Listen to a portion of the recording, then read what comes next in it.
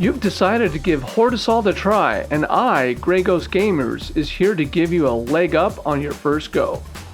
Starting in the Cascades, with limited resources and ammo, I'll lead you to a great spot to survive wave after wave and achieve great scores to access amazing injectors. As you hit various score thresholds, injectors will start to unlock.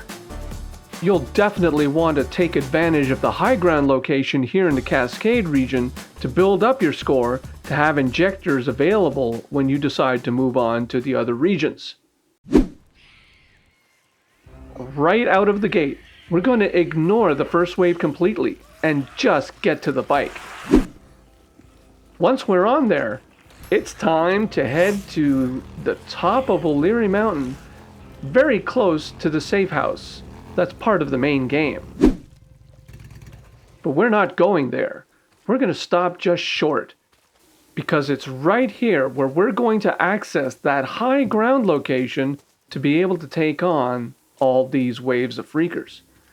And as you can see on the map, there's a large tree limb sticking out over the road that literally points to the boulder that we'll be using for this amazing high ground advantage. I've come around to this part of the boulder because I'll be using this portion of the rock to essentially roll up the side to get to the perch that will keep us safe.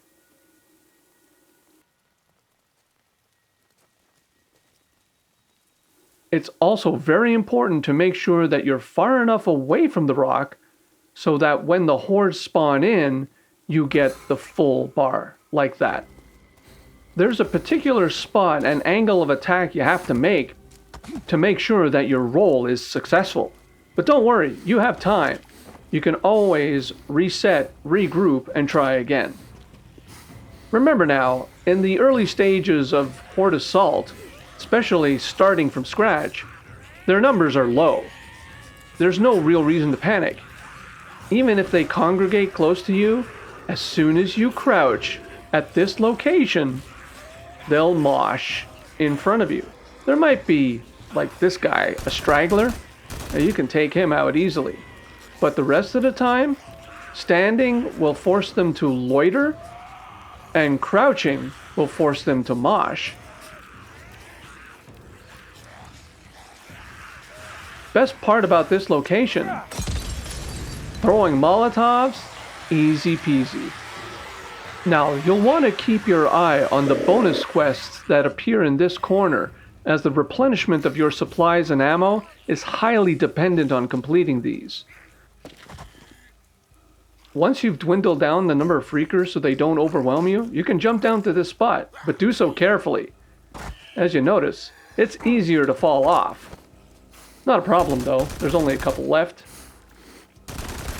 And now that the side job is completed, your medkits and supplies for growlers and your ammo have resupplied.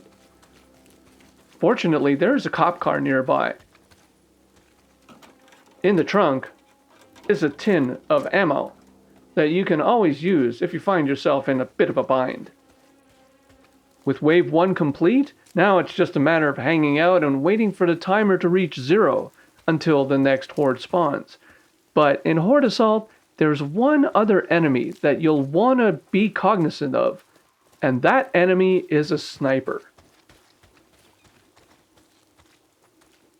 He's got long range and can reload fairly quickly, usually within a couple of seconds. They do tend to spawn in relatively close to your location, because the whole point is to try and injure you enough to take you down. I'll take that. You'll always benefit from taking a few extra moments while you're waiting around to maybe look around the area and see if you can take him out. The SMP-9 makes that pretty easy. Depending on how you're feeling about your loadout, you can take the time between waves to scrounge around the region and look for a supply box. You might be lucky and get an extra weapon. The SMP-9 though is more than adequate for the task, especially once you have a replenishment of Molotovs as well. The Molotovs are your best return on investment. Alright. Roll up we go. Find our perch spot. and we're ready to take on the second wave. Usually a little bit bigger than the first, but the same principles apply. They'll run until you crouch and hit that spot on the rock that forces them to mosh always in the same location. After a few waves of rinse and repeat, you'll see by the timer, 13 minutes in, we're pretty close to achieving the minimal threshold score to be able to move on to the next region. The next wave will help us take care of that.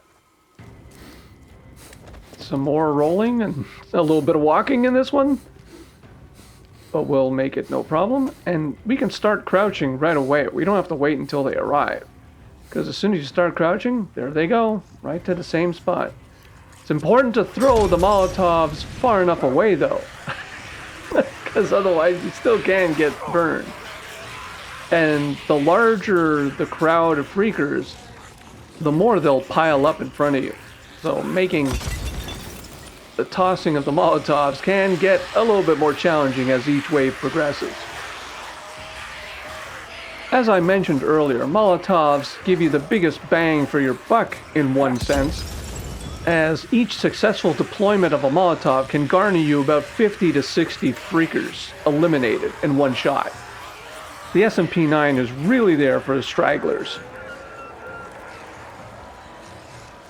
Important to note though that you'll want to keep at least maybe 1 or 2 of these napalm Molotovs in reserve for whenever you come across the side quests that require you to burn freakers via Molotovs. As they've dwindled down to a more manageable pile, you may want to think about using the SMP-9. Okay. The ammo does run out pretty quickly though. That's why, if you've got Molotovs in reserve, don't be afraid to use them. We've already far surpassed the score required for clearing the region and moving on to the others. If that's as far as you want to take it, you're done. I would suggest that you stick around and keep going, especially once you get to Ultimate Horde. That's when your scores can really start to ramp up. Now stick around, because coming right up is what can happen when you actually have a Growler minigun in your hands.